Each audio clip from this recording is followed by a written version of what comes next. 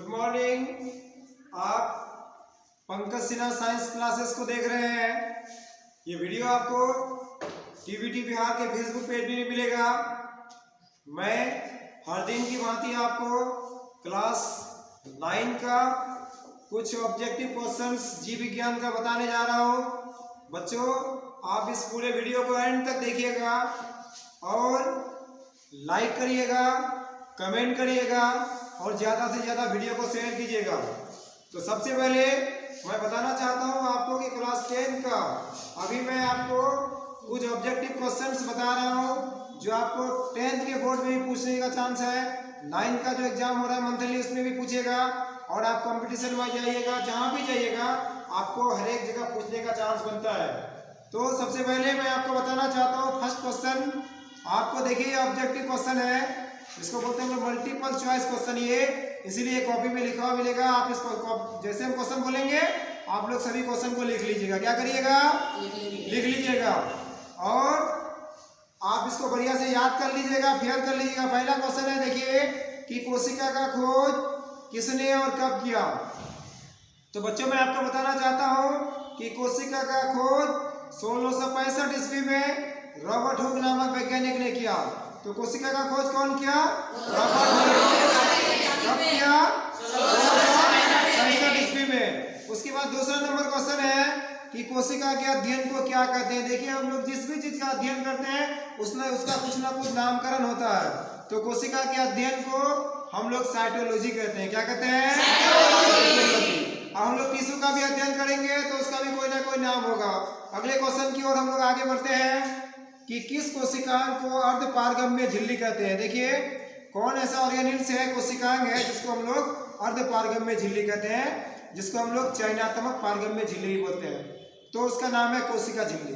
क्या नाम है? कोशिका झिल्ली। बोलते हैं हम लोग प्लाज्मा मेम्ब्रेन। क्या बोलते हैं? Plasma membrane. की अर्धपारगम्य होती है। क्या होती है? कोई समस्या? आगे चल रहे हैं हम लोग कि किस कोशिकांग को आत्महत्या की थैली कहते हैं। यानी कौन ऐसा कोशिकांग है जिसे हम लोग अंग्रेजी में सुसाइड बैग कहते हैं। क्या कहते हैं? Suicide bag. तो उसका नाम है लाइसोसोम। क्या नाम है? लाइसोसोम। का मतलब है बच्चों की लाइसोसोम को हम लोग आत्महत्या की थैली कहते हैं। क्या कहते हैं? आत्महत्या की थैली। कोई दिक्कत? इसको इंग्लिश में क्या बोलेंगे? Suicide bag. सुसाइड। चलते हम लोग अगले क्वेश्चन की ओर कि कोशिका मुख्यतः कितने प्रकार के होते हैं। तो कोशिका मुख्य रूप से 2 प्रकार के होते हैं। कितने प्रकार के? 2 प्रकार के। एक का नाम है जंतु कोशिका एनिमल सेल और दूसरे का नाम है पादप कोशिका यानी प्लांट सेल। तो कोशिका कितने प्रकार के? 2 प्रकार के। उसके बाद है किस कोशिकांग को कोशिका का मस्तिष्क और हृदय कहते हैं। यानी कौन ऐसा कोशिका है जिसको कोशिका का दिल भी कहते हैं और दिमाग भी कहते हैं, ब्रेन एंड हार्ट। तो न्यूक्लियस को हम लोग कोशिका का ब्रेन और हार्ट कहते हैं, यानी केंद्रक को। किसको? केंद्रक। कोशिका का नियंत्रण भी करता है, कोशिका का देखभाल भी करता है, कोशिका का विभाजन भी करता है, कोशिका से संबंधित सारी क्रियाएं केंद्रक करती है, इसीलिए उसको क्या कहते हैं? कोशिका का ब्रेन और हार्ट कहते हैं। कोई समस्या?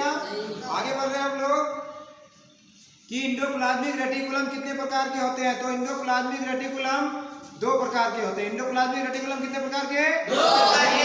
अंतःद्रावी जालिका यानी एक स्मूथ होता है और एक रफ होता है। अगर आप सब्जेक्टिव क्वेश्चन आंसर में जाएंगे तो आपको मेरा ये नोट में जरूर मिलेगा, लेकिन ये ऑब्जेक्टिव है इसीलिए मैं ज्यादा इसको डील नहीं कर रहा हूँ। ठीक है।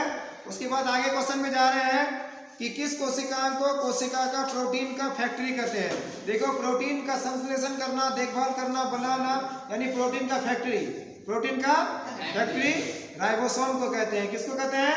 इसीलिए आप बड़ा एग्जाम में जाएंगे ना, वहां पर ये पूछता है कि किस कोशिकांग को कोशिका का प्रोटीन का फैक्ट्री कहेंगे। तो प्रोटीन का फैक्ट्री राइबोसोम है। कौन है?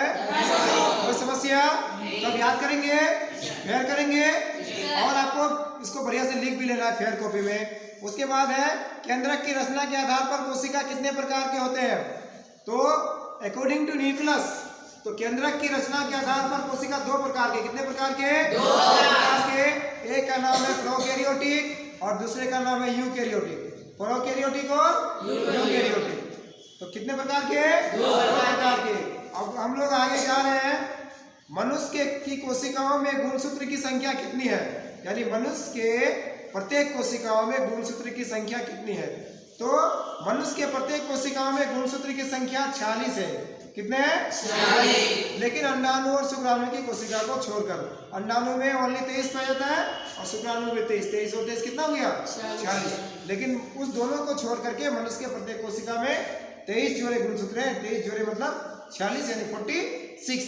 लास्ट क्वेश्चन की ओर हम लोग आगे बढ़ते हैं कि परासरण की क्रिया प्राय किस कोशिका में होती है। देखो ये परासरण जो होता है इसको इंग्लिश में बोलते हैं ऑस्मोसिस। क्या बोलते हैं? ऑस्मोसिस। ये ऑस्मोसिस की क्रिया जीवित कोशिकाओं में होती है। किस कोशिकाओं में? जीवित कोशिकाओं में जल का उच्च सांद्रता से निम्न सांद्रता की ओर जो गमन होता है उस क्रिया को बोलते हैं हम लोग परासरण। क्या बोलते हैं? तो प्यारे बच्चों आपको अभी बताया ऑब्जेक्टिव अब याद करेंगे, शेयर करेंगे और आपको ये मेरा वीडियो, आपको मेरा क्वेश्चन का आंसर, ये मल्टीपल चॉइस क्वेश्चन आपको मेरे फेसबुक पेज में मिलेगा, आपको मेरा यूट्यूब चैनल में मिलेगा, आपको टीवीडी बिहार में मिलेगा। बहुत बहुत धन्यवाद।